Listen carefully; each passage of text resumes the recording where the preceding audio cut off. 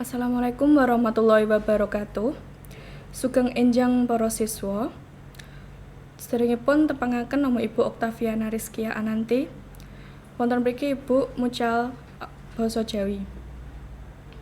Nggih, sedherenge pasinaon kawiwitan monggo dedonga sesarengan, dedonga miturut kapitayang soang-soang. Dedonga kawiwitan.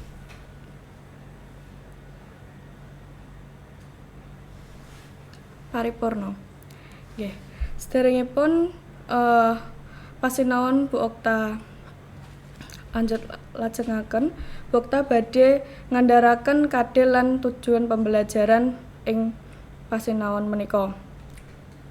Kadhil lan tujuan pembelajaran piwulangan kalih ngenani teks cerita rakyat inggih menika ingkang nomor 3.2 memahami teks cerita rakyat. 4.2 menulis dan menyajikan sinopsis teks cerita rakyat. Salajengnya wonten tujuan pembelajaran. Tujuan pembelajaran dengan membaca materi yang disampaikan, peserta didik dapat mengetahui unsur-unsur pembangun cerita rakyat. Dengan membaca teks cerita rakyat, peserta didik mampu memahami isi dan nilai-nilai moral dalam cerita rakyat, serta kegunaan basa yang ada dalam teks cerita rakyat.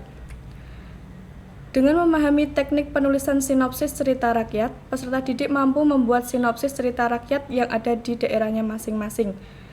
Nggih. Salajengipun Bu Okta badhe ngandharaken cerita rakyat piwulangan kalih kelas 11 semester kalih basa Jawi. Nggih. Ingkang nomor 1 inggih menika pengertian cerita rakyat.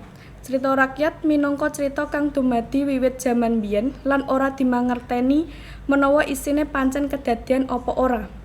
Amarga cerita rakyat dumadi kanthi gethuk tular. Nggih, saged dipun simpulaken menawi cerita rakyat yaiku salah sawijining karya sastra kang ngrembaka ing masyarakat kanthi turun-temurun lan dituturake kanthi gethuk tular utawa secara lisan saka masyarakat siji ning masyarakat liyane. Salajengipun ing cerita rakyat menika wonten unsur-unsur pembangun. Unsur-unsur pembangun ing cerita rakyat menika wonten kalih. Wonten unsur ekstrinsik lan unsur intrinsik.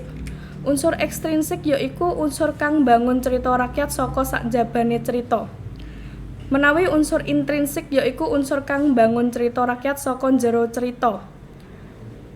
Salajengipun unsur ekstrinsik menika wonten unsur ekstrinsik menika wonten agama, sosial, budaya, ekonomi, pendidikan, lan pahlawan. Banjur wonten unsur intrinsik. Unsur intrinsik menika wonten tema. Tema menika inti utawa ide pokok utawa adhedhasar cerita.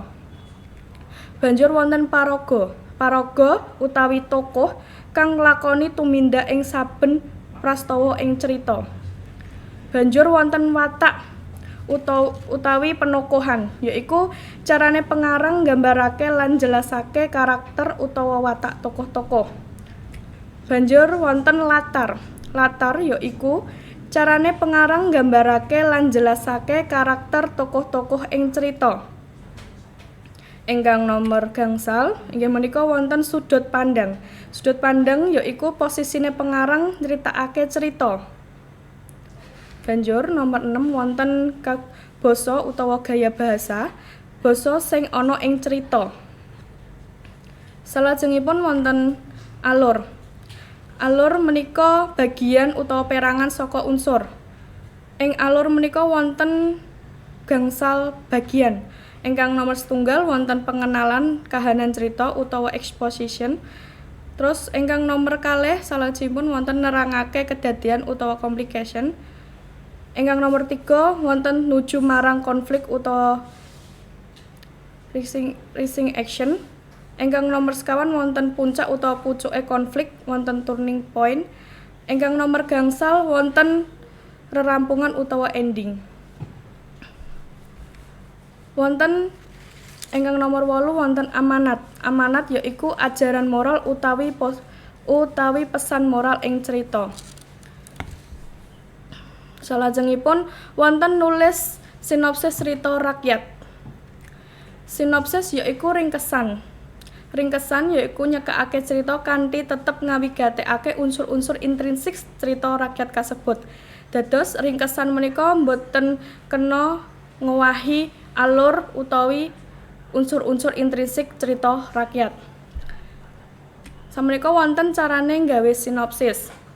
Ingkang nomor setunggal, maca naskah asli dhisik kanggo mangerteni kesan umum penulis. Dados naskah aslinipun kedah dipun waos rumiyin supados kita saged mangerteni isi utawa critane rakyat utawi cerita rakyat menika.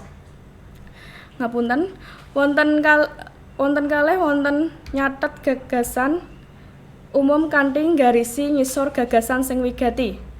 Dados sawise maca saged dipun catet utawa diserat gagasan-gagasan umum sing penting utawa wigati. Ingkang nomor 3 wonten nulis ringkesan adhedhasar gagasan-gagasan utama kaya dene sing dicatet sajrone cara kapindho.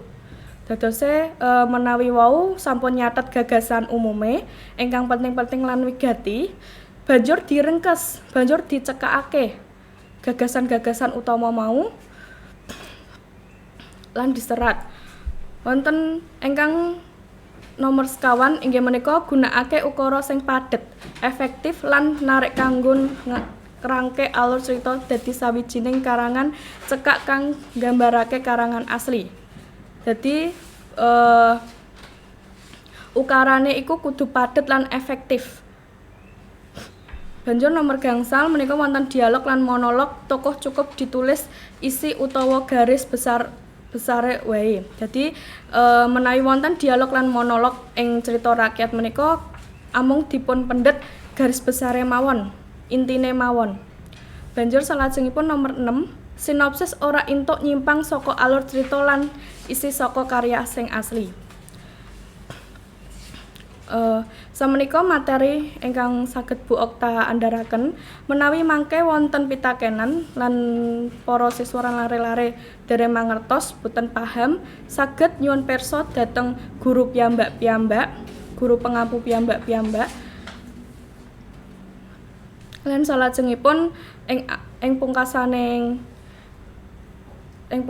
pesinaon iki mau wonten tulodo crita rakyat. Bu Okta badhe ngandharaken tulodone. Tulodo ing crita rakyat ing Kabupaten Grobogan menika wonten setunggal asal usul dumadine Kabupaten Grobogan, asal usul dumadine Bledukuwu, crita Aji Saka, crita Joko Tingkir, asal usul Api Abadi Merapen lan sak panunggale.